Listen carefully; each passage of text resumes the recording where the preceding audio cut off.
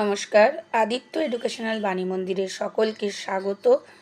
তোমাদের বাংলা পরীক্ষা আছে, তা বাংলা পরীক্ষার একটা সাজেশন আমি তোমাদের দিচ্ছি। এই কটা পড়ে গেলে তোমরা কিছুটা কমন অবশ্যই পাবে, এটুকু বলতে পারি। কারণ দেখো, লাস্ট মিনিটে এর থেকে বেশি আর কি সাজেশন দেবো বলো।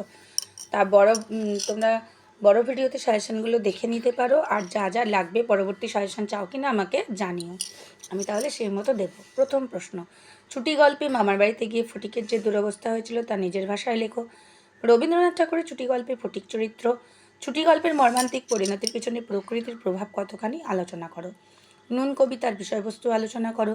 আগুন নাটকের নামকরণের সার্থকতা আলোচনা করো।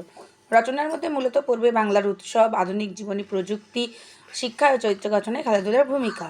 আর বিতর্কের মধ্যে পড়বে যে সেলফি একটি মারণ রোগ, ইন্টারনেটের মাত্রাতিরিক্ত ব্যবহার ক্ষতিকারক, শিক্ষা প্রতিষ্ঠান থেকে পাশ ফেল তুলে দেওয়া উচিত, এইটা পড়বে।